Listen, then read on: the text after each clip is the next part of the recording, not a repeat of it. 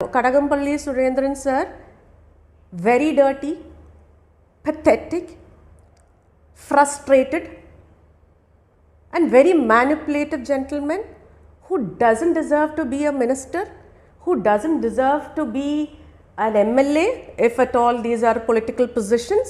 ഒരു സാധാരണ വീട്ടമ്മ അല്ലെങ്കിൽ ഒരു സാധാരണ സ്ത്രീയുടെ സ്ഥാനത്ത് നിന്നുകൊണ്ട് ഞാൻ പറയാണ്, ഒരു കാരണവശാലും വീട്ടിൽ കയറ്റാൻ കൊള്ളാത്ത ഒരു character. He sends sexual messages. He forces that you should come. Kerala കണ്ട ഏറ്റവും വലിയ നാറിവൻ ആരാന്ന് ചോദിച്ചാൽ അത് ഞാൻ പിണറായി വിജയനാണെന്ന് പറയും. കാരണം കക്കാനും അതിൽ രക്ഷപ്പെടാനും എല്ലാം കഴിവുള്ള ഒരു വിരുദ്ധനാണ് പിണറായി വിജയൻ. അദ്ദേഹം ലാവ്ലിൻ കേസിലായിക്കോട്ടെ, ഭരണത്തിൽ വന്ന ശേഷം ഇപ്പോൾ നടത്തിക്കൊണ്ടിരിക്കുന്ന കോടാനുകോടിയുടെ കൊള്ളയുടെ കാര്യത്തിലായിക്കോട്ടെ, അദ്ദേഹത്തെ പിടിക്കാൻ വേണ്ടി പഴുതുകൾ അന്വേഷിച്ചു പോയാൽ കിട്ടാൻ ബുദ്ധിമുട്ടാണ്. അങ്ങനെയുള്ള പിണറായി വിജയന് കൂട്ടായിട്ട് ആരൊക്കെയാണുള്ളത്? ഷെട്ടി മാറ്റി, അണ്ടർവെയർ മാറ്റി, ചെറുതാക്കി, അങ്ങനെ കേസിൽ തൊണ്ടി മുതൽ നശിപ്പിച്ച ഒരു വിദ്വാൻ ഇപ്പോൾ ശിക്ഷിക്കപ്പെട്ടിരിക്കുകയാണ് 3 വർഷത്തേക്ക്. അതാരാണ്? ആൻ്റണി രാജു. ഇങ്ങനെയുള്ള സകല അലമ്പുകളെയും കൂട്ടിയിട്ടാണ് പിണറായി വിജയൻ ഭരിച്ചുകൊണ്ടിരിക്കുന്നത്. പിണറായി വിജയൻ അറിഞ്ഞൂടെ ഈ ആൻ്റണി രാജു ഇങ്ങനെ തെറ്റുകളൊക്കെ ചെയ്തിട്ടുണ്ടെന്ന്? 2006 കൃത്യമായി നമ്മുടെ VS അച്യുതാനന്ദൻ ഈ കാര്യം പറഞ്ഞിട്ടുണ്ട്. ഇദ്ദേഹത്തെ പോലെ പരമനാറികളെ LDFിൽ സ്ഥാനാർത്ഥികളാക്കില്ല എന്ന് ഡിക്ലെയർ ചെയ്തിട്ടുണ്ട് 2006. അങ്ങനെയുള്ള പിണറായി വിജയന് ഏറ്റവും കൂട്ടായിട്ടുള്ള മറ്റൊരു ആളുണ്ട്. ശബരിമല സ്വർണ്ണക്കൊള്ളയിൽ എങ്ങനെയെല്ലാം തട്ടിപ്പ് നടത്താം അതെല്ലാം കൃത്യമായി ഗവേഷണം നടത്തി പിണറായി വിജയൻ റിപ്പോർട്ട് കൊടുക്കുകയും അതിനനുസരിച്ച് ശബരിമലയിലെ താഴിക്കുടങ്ങളും സ്വർണവും അതേപോലെയുള്ള പഞ്ചലോഹ വിഗ്രഹങ്ങളും തുടങ്ങി സകലത അടിച്ചു മാറ്റി വിദേശത്ത് കൊണ്ടുപോയി വിൽക്കാൻ സൗകര്യം ചെയ്ത് കൊടുത്ത ഒരു മന്ത്രിയുണ്ട്. അതാണ് കടകംപള്ളി സുരേന്ദ്രൻ. അദ്ദേഹത്തെക്കുറിച്ച് ഒരു വനിത പറഞ്ഞിട്ടുള്ള വാക്കുകളാണ് നമ്മൾ തുടക്കത്തിൽ പറഞ്ഞിട്ടുള്ളത്. നാണമുള്ളവനാണെങ്കിൽ ഇദ്ദേഹം പുറത്തിറങ്ങി നടക്കുമോ, പിണറായി വിജയൻ ഇദ്ദേഹത്തെ കൂട്ടുമോ?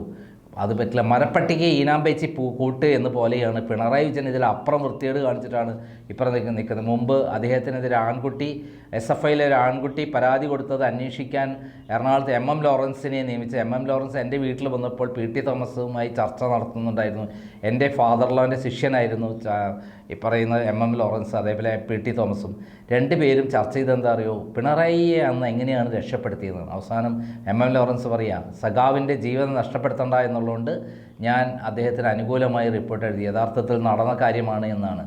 ഇങ്ങനെ സകല വൃത്തികേടുകളുടെയും മൂർത്തിവത് രൂപമായ പിണറായി വിജയൻ്റെ ഏറ്റവും വലിയ തിരുവനന്തപുരത്തെ കടകംപള്ളി സുരേന്ദ്രനെക്കുറിച്ച് സ്വപ്ന സുരേഷ് പറയുന്നത് കേട്ട് കഴിഞ്ഞാൽ മൂക്കത്ത് വിരൽ വെച്ച് പോകും. അതാണ് നമ്മൾ തുടക്കത്തിൽ കേട്ട്. ഒന്നും കൂടി നമുക്ക് കേൾക്കാം. കഷ്ടം എന്നല്ലാതെ എന്ത് പറയാനാണ്. Kadakampally Surendran sir, very dirty, pathetic, frustrated and very manipulative gentleman who doesn't deserve to be a minister, who doesn't deserve to be an MLA if at all these are political positions. ഒരു സാധാരണ വീട്ടമ്മ അല്ലെങ്കിൽ ഒരു സാധാരണ സ്ത്രീയുടെ സ്ഥാനത്ത് നിന്നുകൊണ്ട് ഞാൻ പറയാണ്, ഒരു കാരണവശാലും വീട്ടിൽ കയറ്റാൻ കൊള്ളാത്ത ഒരു character. He sends sexual messages. He forces that you should come. ഇത്തരം കാര്യങ്ങൾ ആരോടെങ്കിലും പറഞ്ഞിട്ടുണ്ടായിരുന്നു? ഇങ്ങനെ ഒരു അനുഭവം ശിവശങ്കർ സാറിന് അറിയാമല്ലോ. അപ്പോഴും ശിവശങ്കർ സാർ പറയും, അത് മിനിസ്റ്റർ അല്ലേ, കുഴപ്പമില്ല, ആരോടും പറയണ്ട. കേട്ടല്ലോ. അതായത് പിണറായി വിജയനെതിരെ കേരളത്തിൽ ഇന്ന് നടന്നുകൊണ്ടിരിക്കുന്ന വലിയ പ്രകമ്പനം, ഭരണവിരുദ്ധ വികാരം ആഞ്ഞടിക്കുമ്പോൾ അതിൻ്റെ ഒരു ഭാഗം കൂടിയാണ് കടകംപള്ളി. ഈ കടകംപള്ളി പോലെയല്ല പെണ്ണുപിടിയന്മാരും പരമനേറികളുമായ ആളുകൾ നമ്മുടെ സമൂഹത്തിലും രാഷ്ട്രീയത്തിലും ഉണ്ടാകുമ്പോൾ എങ്ങനെ രാഷ്ട്രീയം നന്നാകും? ഇവിടെയാണ് അദ്ദേഹം VD സതീഷിനെതിരെ കേസ് കൊടുത്തത്.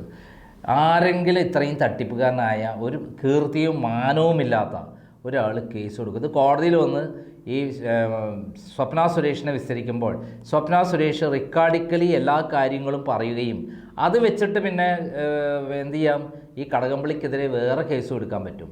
അതായത് സ്ത്രീത്വത്തെ അപമാനിച്ചു, ബലാത്സംഗം ചെയ്യാൻ ശ്രമിച്ചു, അങ്ങനെ തുടങ്ങി ഒത്തിരി വകുപ്പുകൾ എടുക്കാവുന്ന അതോടുകൂടി ആളുടെ ജീവിതം അവസാനിച്ചു. എന്തായാലും കടകംപള്ളി സുരേന്ദ്രനെതിരെ പല സ്ത്രീകളും തിരുവനന്തപുരത്ത് വി ഡി സതീഷിനെതിരെ കൊടുത്ത മാനനഷ്ട കേസിൽ സാക്ഷികളായി വരും. അവർ മൊഴി കൊടുക്കുന്നതോടുകൂടി ഈ പറയുന്ന കടകംപള്ളിയുടെ സകല കാര്യങ്ങളും പുറത്തു വരും. അതോടുകൂടി അദ്ദേഹത്തിൻ്റെ രാഷ്ട്രീയ ജീവിതം അവസാനിക്കും. കാരണം ഇതേപോലെ അതായത് നമ്മുടെ ആന്റണി രാജുവിനുണ്ടായ പോലെ അദ്ദേഹവും സ്വയം കുടുങ്ങും. അദ്ദേഹത്തിന് വനവാസത്തിന് പോണ്ടി വരും. പിന്നെ ഒരിക്കൽ ഇലക്ഷൻ നിൽക്കാൻ പോലും പറ്റില്ല എന്നുള്ളതാണ് സത്യം. എന്തായാലും വിനാശകാലയെ വിപരീത ബുദ്ധി എന്നുള്ളത് പോലെ ആണ് വി ഡി സതീഷിനെതിരെ കേസ് കൊടുത്തത്. വി ഡി സതീഷിനാണെങ്കിൽ പറഞ്ഞു കഴിഞ്ഞാൽ അച്ചട്ടാണ്. അതിലൊരു വരി അങ്ങോട്ടും ഇങ്ങോട്ടും മാറ്റില്ല. അദ്ദേഹം അതിനുള്ള തെളിവുകളും കോടതിയിലെത്തിക്കും.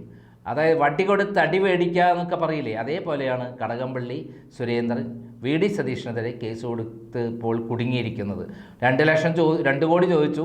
ഇപ്പോൾ അവസാനം ഒരു 10 ലക്ഷത്തിലാണ് കേസ് ഫയൽ ചെയ്തിരിക്കുന്നത്. ഈ 10 ലക്ഷം പോയിട്ട് ഒരു രൂപയുടെ വിലയും നിലയും ഈ മനുഷ്യനുണ്ടോ ചോദിക്കൂ. പ്രിയപ്പെട്ട പ്രേക്ഷകരൊന്ന് വിലയിരുത്തൂ.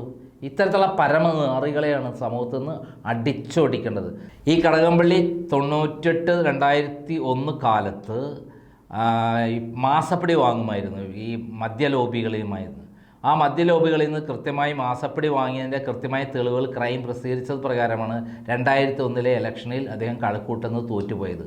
അതാണ് സത്യം. അത് അന്ന് മുതൽ പാർട്ടി പുറത്താക്കേണ്ട ഒരു ക്ഷുദ്രജീവിയാണ്, പാർട്ടിയിലെ ക്ഷുദ്രജീവിയാണ് കടകംപള്ളി. എങ്ങനെയാണ് ഇദ്ദേഹത്തെയൊക്കെ പോലുള്ള ആളുകളെ രാഷ്ട്രീയത്തിൽ നിർത്തുന്നത് എന്ന് നമുക്ക് ആലോചിച്ചിട്ട് ഒരു പിടിയും കിട്ടുന്നില്ല. കാരണം മാർക്സിസ്റ്റ് പാർട്ടി എന്ന് പറഞ്ഞാൽ ഇത്തരത്തിലുള്ള സദാചാര വിരുദ്ധ പ്രവർത്തനങ്ങൾ നടത്തുന്ന ഒരാളെയും അതിൽ വെക്കില്ല എന്നൊക്കെയാണ് നമ്മൾ പറയുന്നതെങ്കിലും ഈ പെണ്ണ് പിടിയനെ, ഈ എല്ലായിടത്തും കൈക്കൂലി വാങ്ങുന്ന തട്ടിപ്പ് വരുന്ന ശബരിമല മുച്ചോടെ നശിപ്പിച്ച ഈ വിരുദ്ധനെയൊക്കെ വെച്ച് പുലർത്തുന്ന മാർക്സിസ്റ്റ് പാർട്ടിയെ പറ്റി എന്ത് പറയാം? ആരെങ്കിലും ആ പാർട്ടിയിൽ പിന്നെ നിൽക്കുമോ?